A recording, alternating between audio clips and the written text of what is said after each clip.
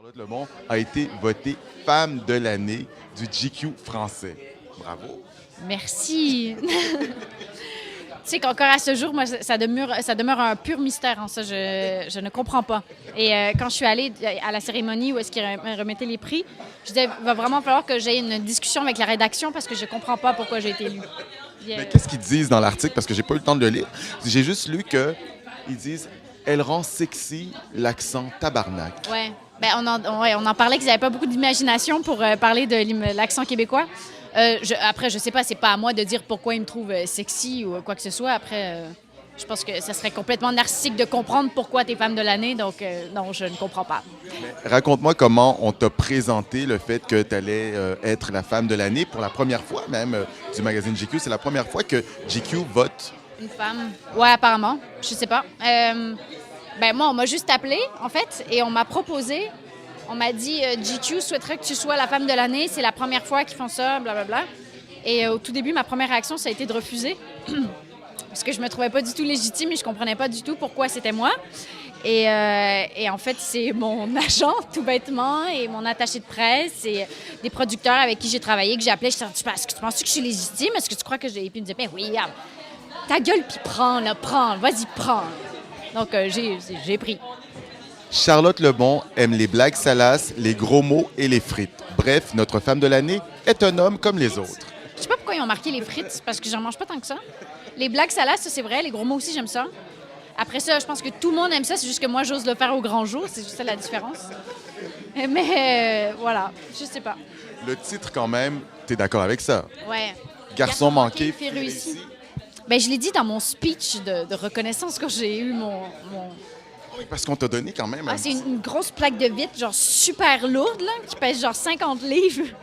T'as de la difficulté à la tenir, d'avoir l'air chic quand tu fais ton speech. Et ben ouais, et puis je disais que j'avais demandé justement à un de mes amis, est-ce que tu crois que je suis légitime? Tout ça, pourquoi tu crois qu'ils m'ont choisi moi? Puis ils ont dit, ben c'est peut-être un peu parce que t'es un garçon manqué, mais en même temps, un garçon manqué, c'est aussi un peu une fille réussie. Et je fais, ouais, j'achète. Des garçons manqués comme toi, on en prendrait régulièrement. Pourquoi? Je sais pas de quoi tu parles.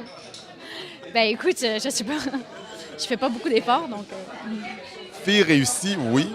T'avais pas besoin de GQ pour savoir que t'étais une fille réussie.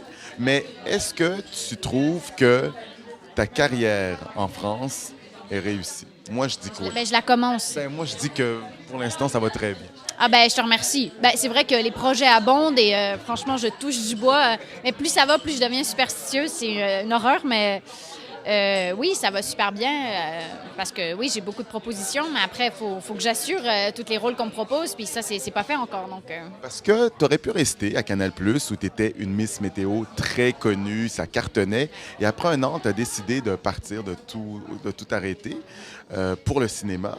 Puis c'est un risque que tu faisais. Mais c'était pas vraiment pour le cinéma, en fait. C'est que je voulais quitter pour faire autre chose. Parce que tu avais fait le tour. J'avais fait le tour après un an. Et surtout que mon auteur et moi, Raphaël Choffi et moi, on s'est dit impossible de faire une autre année comme ça serait pas possible. Et puis psychologiquement, tu sais, écrire un texte à tous les jours, d'assumer ses idées à tous les soirs, quand des fois tu as juste envie de rien foutre et voir personne, c'est assez dur. Et je me suis dit 2 ans, j'y arriverai pas en fait. Donc j'ai quitté.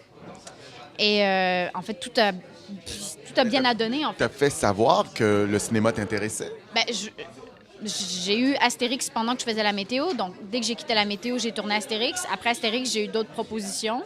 Et puis, tout a enchaîné, en fait.